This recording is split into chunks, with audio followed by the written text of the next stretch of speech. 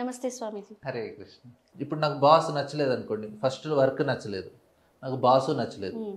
So దానివల్ల ఏమవుతుందంటే double pressure అనమాట. అవును. ఈయన గురించి ఇంత కష్టపడాలా నేను, హ్మ్. నా లైఫ్లో వాల్యుబుల్ నో రోజుకి ఒక 10 గంటలు వాల్యుబుల్ టైం నా లైఫ్లోది ఈ వ్యక్తికి నేను ఇస్తున్నానా ఒక డిసాటిస్ఫాక్షన్ వచ్చేస్తుంది. వచ్చేస్తుంది. వర్క్లో లేదు, ఆ యాక్టివ్ పర్సన్తో లేదు. సో దానివల్ల డబల్ అన్హ్యాపీనెస్, అది ఇంకా ప్రెషర్ పెరిగిపోతుంది. సో మనం అట్లీస్ట్ వర్క్లో నచ్చకపోయినా కానీ పీపుల్ పట్ల నెగిటివిటీ ఉంచుకోకూడదు.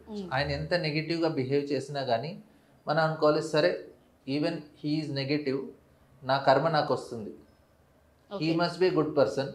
ఆయన పోస్ట్ మ్యాన్ లాగా నాకు నా లెటర్ నాకు ఇస్తున్నారు. ఇప్పుడు నాకు ఏదన్నా బ్యాడ్ టెలిగ్రామ్ ఏదైనా ఇచ్చారనుకోండి పోస్ట్ మ్యాన్, నేను పోస్ట్ మ్యాన్ ఏమీ తప్పు పట్టను, ఎందుకంటే ఆయన చేసే జాబ్ ఆయన చేస్తున్నారు. సో నా కర్మ నాకు తిరిగి వస్తుంది. నేను ఎవరినో ఈ విధంగా టార్చర్ చేసి ఉంటానేమో, ఆ కర్మ నాకు తిరిగి వస్తుంది అనుకుంటాం. సో ఆ రకంగా మనం ఒక ఒక రకమైన క్వశ్చన్ ఇస్తున్నాం మనకి, మన మైండ్కి. దానివల్ల మనం నెగిటివిటీ పెంచుకోవటం వల్ల ఆ వ్యక్తికి ఏం లాస్ ఉండదు, నష్టం మనకే.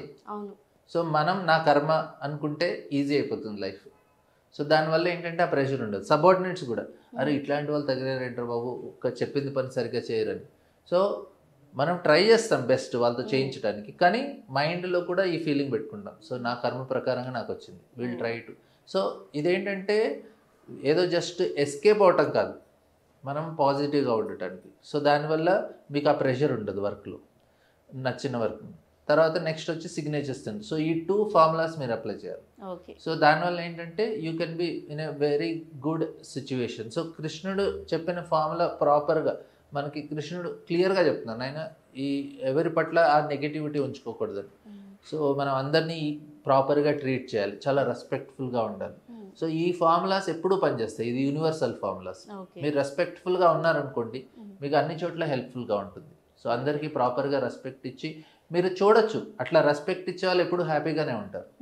మీరు ఎట్లాంటి అబ్జర్వ్ చేయండి, ఎవరైతే రెస్పెక్ట్ఫుల్గా ఉంటారో అందరి పట్ల వాళ్ళు హ్యాపీగా ఉంటారు, వాళ్ళకి నచ్చినా నచ్చిపోయిన సిచ్యువేషన్స్లో కూడా. So you have to follow that. మీరు అది ఫాలో చేయండి, ఈ 2 formulas, signature strength plus respectful. Okay sir, thank you so much sir. వర్క్లో ఈ ప్రెషర్ అనేది ఎలా తగ్గించుకోవాలి అంటే రెస్పెక్ట్ఫుల్ కానీ అండ్ నెగిటివిటీ అనేది ఫస్ట్ మనం పెంచుకోకూడదు, మన కర్మఫలం వల్లే అలా వస్తుంది అనేసి మనం ఫస్ట్ అర్థం చేసుకోవాలి. సో అలా చేసుకుంటే వర్క్లో హ్యాపీగా వర్క్ చేసుకోవచ్చు. Thank you so much sir. Hare Krishna.